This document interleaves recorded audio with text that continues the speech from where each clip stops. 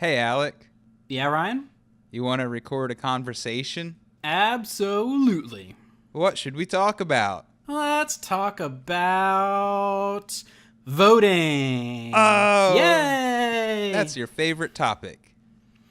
Oh, it's been on my mind recently. We just went through a little experiment in voting recently, and so I think it's interesting to think about what system we have, what kind of problems or biases that has, and what other systems are out there theoretically, and maybe if we could all agree that another system could work better. Well, this is a topic that even though I'm not a big fan of government and the whole process of putting people into power, I do think these things that you've introduced me to, ranked choice voting and what was the other Approval one? voting? Approval voting. Yes. Sorry, folks. I'm not too studied on these, but on the surface, these things make a lot more sense than the system we have now, where it's like we said last week, one person, one vote. Well, who's to say that one person should only get one vote? Why not get multiple votes for different people if that's the way that you feel? Like, if you support more than one candidate, then why should you not be allowed to vote for more than one person? Exactly. So I'm glad you said one person, one vote, because sometimes that can be interpreted to mean that each person gets to vote for one person, which is our current system. One person, one vote, as a principle of fairness in elections, is to say that every single person gets to cast one ballot. Every single person gets to decide who they want to vote for once, right? That's how we determine what voter fraud is. It's when you vote for one person in one state, but you also vote for another person in another state, right? Or you try to cast two ballots both for the same person. So one person, one vote is saying one person, one ballot, and not necessarily that one person gets to only vote for one person necessarily. Yeah, so if we wanted to think about what it would look like to be able to express how much you like different candidates, maybe you really, really like, let's call him Bob. Maybe you really like Bob, but you think Christina is pretty okay, and you think that Doug is just the worst. Ugh, I hate Doug. Don't you hate Doug? Yeah, I mean, Doug's a really harsh name. It's got a really hard sound, a duh and a guh. That's ugh. Who could vote for that? Ugh. Gah. I mean, yeah. I mean, it's also important to consider Doug's ideas and policies and all that other good stuff. But just Doug. Ooh, I don't like the way that rolls off my tongue. Yeah, if he were a YouTube video, his thumbnail would not be very appealing based on that name. I'm right there with you. So in this case, we kind of have established that we have a preference in kind of a hierarchical or ranked setting. That we really like Bob. Christina's okay. Doug's the worst, right? Can I also? I just want to add something to that. Let's try to put this in context of like a real life event. Let's say that you're friends with Bob and Christina. You like them both. Okay. Yeah. So, like, you don't want to hurt anyone's feelings either. But Doug, you don't care about Doug at all because he, like, stole your lunch money in grade school or something. Anyway, yeah. Doug's a big old bully. Everyone hates Doug. Yeah. Go on. So, yeah. So the idea with ranked choice voting is that we should be able to express kind of our ordered preference on the ballot itself, that we should be able to say, yeah, we want to support Bob as our number one candidate. He's our number one. But if he doesn't get enough votes, we would really like to see Christina in office. And, we don't even have to cast any votes for Doug. We don't need to put him on our list at all. With ranked choice voting, we get the ability to say if Bob only gets 10% of the vote, that our vote isn't wasted, that Bob's votes get redistributed, and we look at who voted for Bob as number one, and we give their votes to their number two instead of Bob. Right? So if you really like Bob, but he doesn't have a ton of support, you can still vote for him. You can still put him as your number one without worrying too much that you needed to vote strategically to beat Doug. Yes, and if I remember, I'll put a link in the description to another YouTube video that explains this or demonstrates this using Post-it notes of different colors, which makes it, it's visual, so it's easier to understand for a lot of people. But what Alec just mentioned about having to vote strategically, so if you've got those three candidates, and let's say in the last election, Christina won the election and because she got 51 votes, and Doug only got 50. Okay, well, now the next election comes around, and now you've got a pretty good candidate in Bob, and Christina's still pretty good, and Doug's still Doug. Let's say he still gets his 50 votes, but, Doug. No one really likes him. Just 50 people do, but whatever. But now the 51 votes that went to Christina last time could be, I think it's called spoiled. Is that the phrase that people use, the spoiler effect? That's what it's called, yeah. So Bob is the spoiler candidate. So now if he takes even 2 votes away from Christina, then Doug is going to win the whole election. Right, then Christina only has 49 and Doug's 50 is going to beat Christina. Bob's just spoiled Christina's chance at winning. And that's why with our current system of plurality voting or first past the post, we say it has the spoiler effect. And that's why people do vote strategically to beat the person who they hate and not necessarily vote for the person who they like the most. So I think this is why a lot of people, maybe yourself included, feel disenfranchised, feel like they don't have the option of voting for their favorite candidate in an ethical way, because your favorite candidate, even though you would really want to vote for him, could hurt the chances of someone beating the person who you hate. This is an idea that I can get behind, even though, like I said, I don't really like the idea of the whole government thing, but this ranked choice voting style, I think, is better than the zero-sum game that it is right now, where like there's one choice. You only get to cast your vote for one person. Everyone else is excluded. Under ranked choice, depending on how it's set up, you could vote for 2 of your favorite candidates, or 3 or 4 down the list if there's a whole lot of them. And that way, even if your first choice doesn't get enough votes, well, maybe your second choice could get into office or whatever it happens to be. And you don't feel like, oh, if I vote for Bob, then Doug's going to win the election.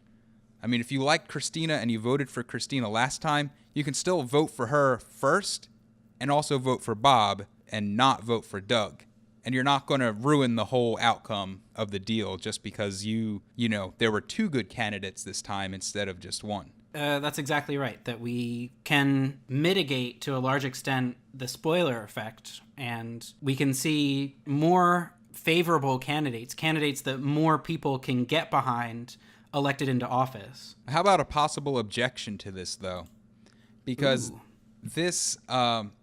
First of all, people don't like change, and ranked choice voting, even though to you and me it makes pretty good sense, it might be confusing to some other people because they're so programmed to think, well, I can only vote for one person. I can either have chocolate or vanilla. Why can't you have both? It's either black or it's white. Ooh, maybe don't say black or white. I chose chocolate or vanilla. Well, there's I don't know if you've ever had a black and white milkshake, but it's another name for chocolate and vanilla. Oh, okay. There's the black and white fallacy. It's a general kind of description of the fallacy of boxing things into a binary instead of appreciating that there's maybe a spectrum. Yeah, there's this is something that I love doing in my study of philosophy and such, and even as a substitute teacher when a student says, Mister, what's the answer to this one? Is it this or is it this?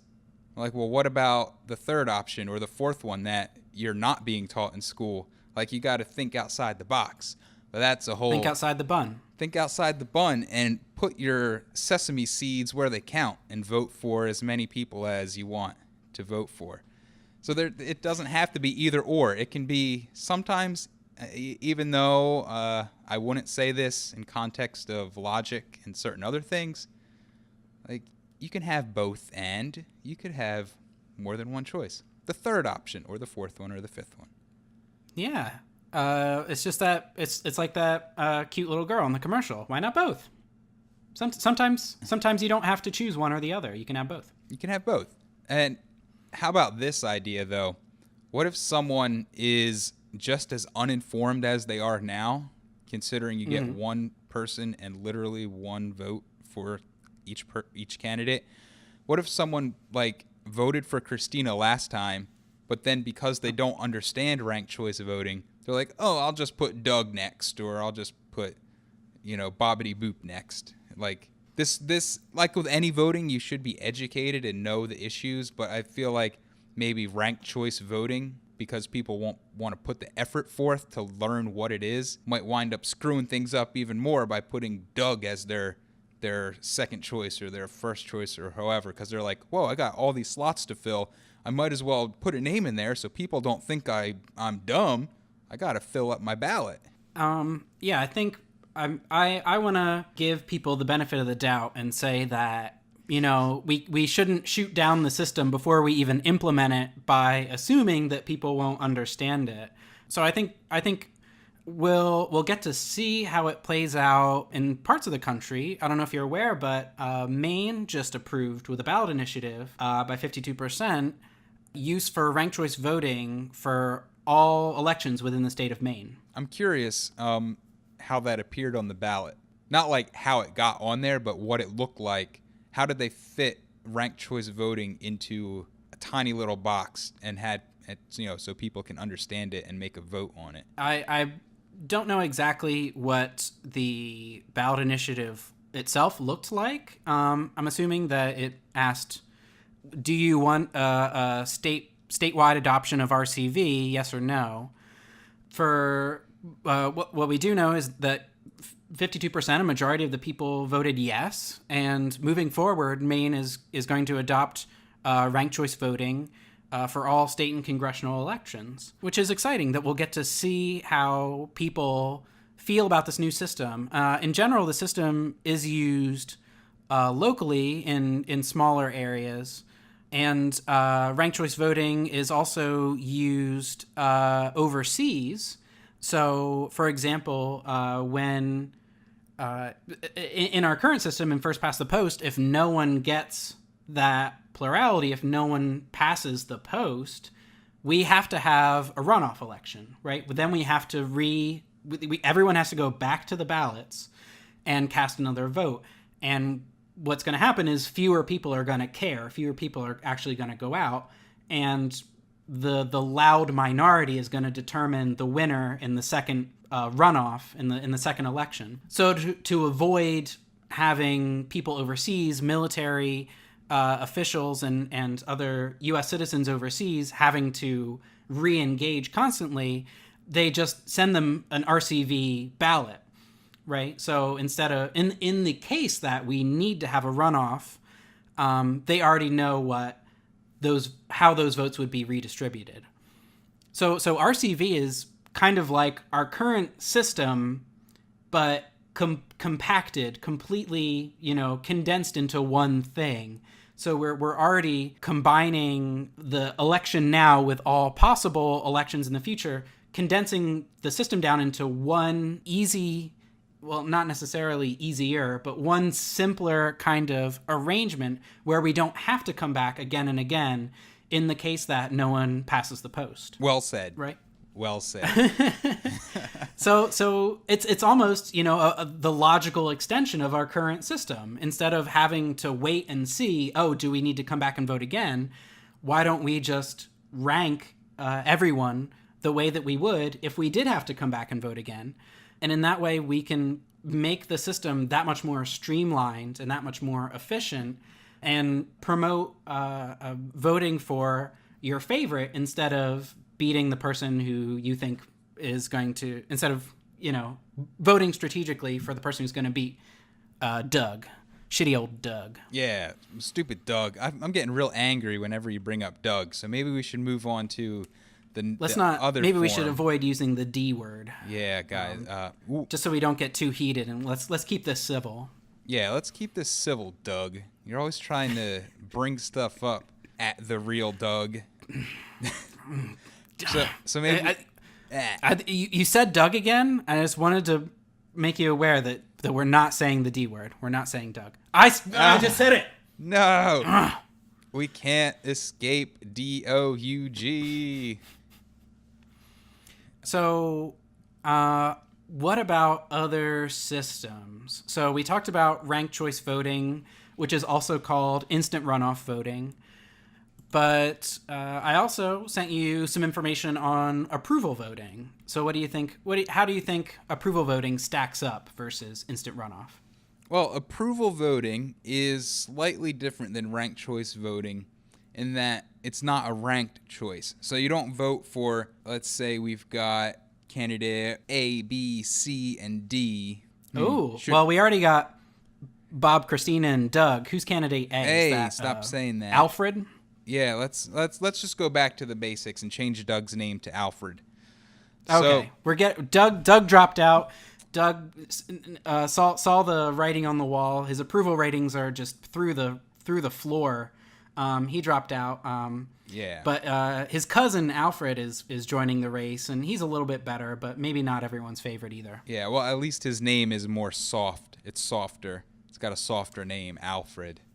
Alfred. It's Alfred. Yeah, and maybe that'll be enough to get him elected on name alone. Who knows? He's got a pretty good thumbnail. So there's Bob, Christina, and Alfred now. Instead of voting in a ranked way, saying my first choice is number 1 and my second choice is number 2 in the case that my first vote isn't useful. And again, I'll put the link in the description that will show how that works out with Post-it notes. It's easier than explaining it right now, maybe. Real quick, if you want to also include a thumbnail to CGP Gray's video on the alternative vote, which is another name for ranked choice voting or instant runoff voting, both of those thumbnails, both of those videos are great, and I would recommend both of them highly. Okay, so just send me that then afterwards. Will do. So in the approval voting method, you just vote for however many candidates you approve of. So if you approve of Bob and you approve of Alfred now, you vote for those two people. And it's not like a rank, it's more of just who gets the most overall votes. If for whatever reason you don't like Christina anymore and you like Alfred and Bob, you vote for those two. If Alfred gets more votes overall, then he wins. If Bob gets more votes overall, he wins. And same, Christina gets more votes overall because people voted for Christina and Alfred, or any combination of it. You can choose as many as you want. It doesn't matter. It's just the overall raw score is the winner, whoever has the highest amount. Right. So this is even simpler. If you thought the alternative vote was too complicated and you thought, well, maybe voters aren't going to understand that they're ranking their choices, here's my first favorite, here's my second favorite, here's my third favorite. Instead of any kind of hierarchy or any kind of ranking, you fill out the same kind of ballot that you've always filled out. It has, the 3 or 4 or 5 candidates that are in your primary or your presidential race or your gubernatorial race. You just vote for every single person that you approve of. You say, well, I like Alfred and I like Christina, so I'm voting for Alfred and I'm voting for Christina. It's as simple as that.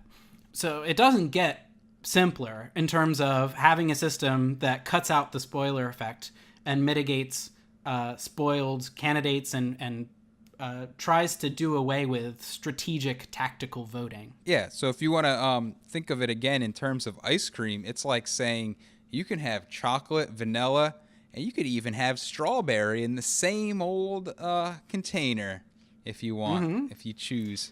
If you really want, just throw them all in that same container. Yeah, you get a little Neapolitan ballot there. Yeah, you could put some nuts on top as well. It'll be fun for the whole family. Dip your ballot in brown sugar and cover it with chocolate syrup. Yep. That's a tasty ballot. Throw it in the oven, 325 for 10 minutes, and you got a nice stew there. Okay, so I want to touch real quick on one thing. So instant runoff voting does have a little bit more momentum in terms of political expediency. If you want to call your representatives and push for an alternative vote, instant runoff voting might be the best option in terms of, we have Maine that's adopted it. We already have a lot of states that use it for overseas military personnel. Approval voting doesn't have quite as much momentum politically, but according to experimental kind of theoretical predictions, it's a little bit better in terms of the spoiler effect. So instant runoff voting doesn't completely eliminate the spoiler effect. It just mitigates it. It just reduces it. So let's say, for example, with our instant runoff ballot of Bob, Christina, and Doug. Ooh, I said it. I'm sorry. Nice. So say that we really want to support Bob and we really want him to win, and he's gaining support. He's stealing a little bit from Christina, so Doug still has his solid 50. But as we start to pull away from Christina's supporters, we could overcome Christina. So say that Bob finally has 30 votes to Christina's 20, right? So now Bob is doing better than Christina. It's not Bob that gets cut out and his votes redistributed, but it's Christina's votes that get cut out and redistributed. And if some of those go to Doug, we could still have a little bit of a spoiler effect, even though that a lot of Bob and Christina's supporters overlap. If there's just enough overlap between Christina's and Doug's supporters, we could push the victory to Doug. So there is a possibility of a spoiler effect with instant runoff voting, but it's smaller. Instant runoff voting actually has 7 times as many spoiled ballots as plurality voting on average, according to these simulations, whereas approval voting only has 1/5 as many spoiled ballots. So it's mitigating the spoiler effect even further with approval voting. Right, and I think that makes sense because of the objection that I brought up earlier, where if someone doesn't fully understand ranked choice voting, they could just say, oh, number 1 slot, that's the person I like, and then just fill in the rest with whatever they feel like filling it in with, just so they have a complete ballot. I feel like there's a temptation, there's this weird psychological temptation to vote for the person who's going to win. As paradoxical as that sounds, a lot of people want to vote for winners, regardless of whether their views and opinions have any kind of similarity or overlap with those candidates. There's this weird temptation to say, well, I want to pick a winner, right? It's kind of like racehorses in a way, but we shouldn't vote the same way that we pick winners and race horses. We should vote for people who we think are going to do the best job, whose ideas have the greatest similarity and overlap with ours. So I feel like there might be that kind of temptation with an alternative vote to say, oh, well, Christina and Doug both have a lot of popularity, so I'm going to vote for Christina and Doug just because they're the 2 most likely candidates to win. So that's just a kind of odd bandwagon effect. That shouldn't be how we vote, but I think there is the temptation to do that. Well, I don't think it's that odd that happens, especially considering the media, the mass media, right, plays right into that, because from the beginning of this last presidential election, everyone was convinced, for example, that Donald Trump was not going to win, and it was like near the end a foregone conclusion that, yeah, Hillary's going to win. It'll be close, but she's going to win. Don't worry. She's going to win. And she didn't. Now, I mean, that kind of goes against the point of people want to vote for a winner, but it is. Let me just back up. It is a very real psychological thing. It's called groupthink. Like, you want to be part of the group and you want to be part of the majority. Yeah. And that same mentality applies to voting. And if someone says that Christina's about to win this election, well, yeah, if you haven't voted yet, you'll be like, I'll just vote for Christina so I can say that I voted for the winner. Yeah, you get to say you voted for the winner. You get to say that you won. Your side won. And I think you have a point with the media that in the 2012 race, candidate that you brought up in a previous conversation, Ron Paul, was asked repeatedly by the media over and over again, are you electable? Are you electable? What does that mean? They're asking, like, are you a winner? Like, are people gonna jump on your bandwagon with the bandwagon effect? Like, is this really that much of a psychological bias that we're asking our candidates? Like, are people so biased against you because of your kind of lack of momentum that you just will never gain momentum? And I think there's a reality to that, but I think that reality is driven by our system of voting, right? Like, we, in a sense, like, are pushed and herded toward those candidates that have more momentum. In our current system, like, we're throwing our votes away when we vote for someone who doesn't have enough momentum to beat the person who we hate. Right. So this question, are you electable, does make sense with our current system of voting, but it doesn't have to make sense if we adopt a system that has fewer spoilers and a mitigated spoiler effect. Yeah, it's time for a paradigm shift. Gotta shift those ideas to something new and fresh and more reasonable. We need some fresh faces up on Capitol Hill. We need elections that aren't spoiled. We need people to vote for people who have convictions and who represent our views and not just people who are shouting the loudest. Yes. Now, before we wrap up here, before we started recording, you had mentioned something to me about the national popular vote. That is... I did want to touch on this. So we've been talking about voting, right? And I would love to see ranked choice voting or approval voting for a national election.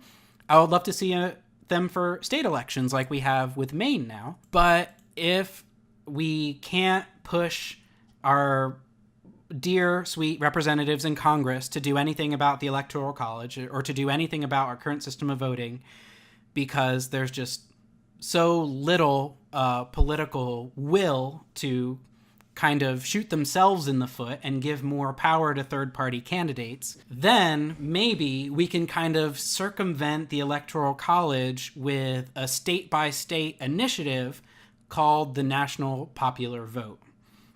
So this is, if you go to nationalpopularvote.com, I'm going to send you a quick little link so you can check this out.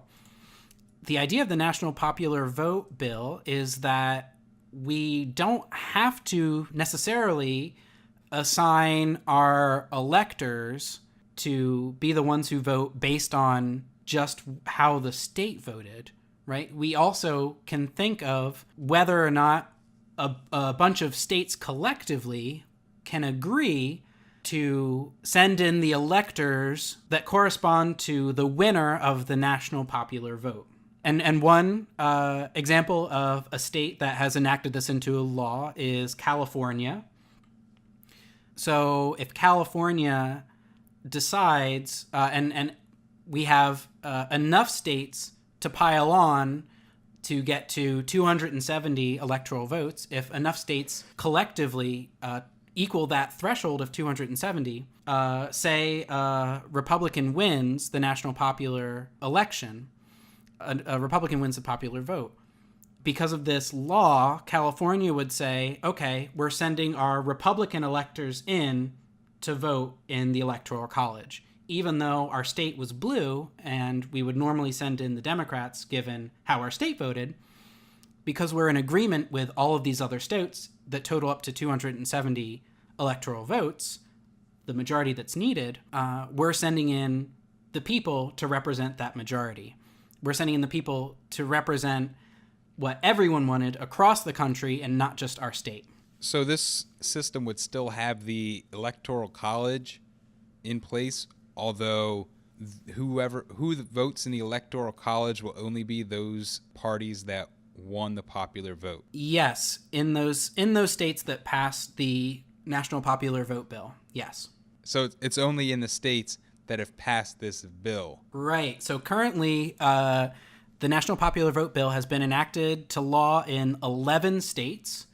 Those 11 states total 165 electoral votes. So we're a little over the halfway point in getting to that 270 critical threshold. If enough states totaling 105 more electoral votes pass this bill, the system effectively kicks in. And all of those states that have passed it are now in agreement that they're sending their electors in that correspond to the popular vote and not just their state. It's a little runaround of the Electoral College that I think is pretty neat. It tries to ensure that the winner of the presidential race is the one who most people voted for, the majority of the country voted for. I really don't know how this, I'd have to look more into this because I was only made aware of this 36 minutes ago. So I didn't have much time to really, look into how all this works. But on the surface, I don't really see how this solves. Well, okay, I can see how it solves it because it's based on a popular vote. But why would they need to still have the Electoral College? Oh, I guess because of the whole constitutional amendment thing. It gets around having to amend the Constitution. Right. That's the trick. That's the trick. Clicked into place just then. So this is a way to avoid having to gather together all the states and all the whatevers and doing an amendment to the Constitution, which is harder to do than passing this state by state. Right. Yeah. So it's a little bit easier to pass this bill state by state than it is to amend the Constitution. So if we can't get rid of the Electoral College, maybe we can still have the winner of the Electoral College be the person who also won the popular vote with this kind of workaround system. Yeah, I guess where there's a will, there's a way. That's the saying. That's the saying. And maybe it'll come about. We'll see. I think it's an interesting workaround, right? So there's the question of how much the states can compel someone to actually vote the way that the state decided. So I think this doesn't necessarily remove the possibility of quote unquote Hamilton electors or quote unquote faithless electors, people voting their conscience instead of how the state dictated. It does change which party gets sent in, right?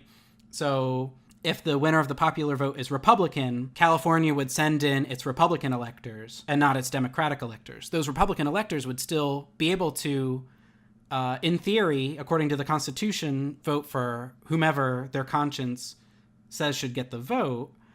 But it would send in those electors corresponding to the winner's political party. Right. Okay, well, that sounds more interesting. Because I like the aspect of the individual states circumventing federal law, which, I thought you'd like that. Yeah, that's something that should happen more often. The states should have power to do what they want in a lot of cases, and this is good to break down the federal government's reach and try to play their game, but win it the way that the states would want it to be won.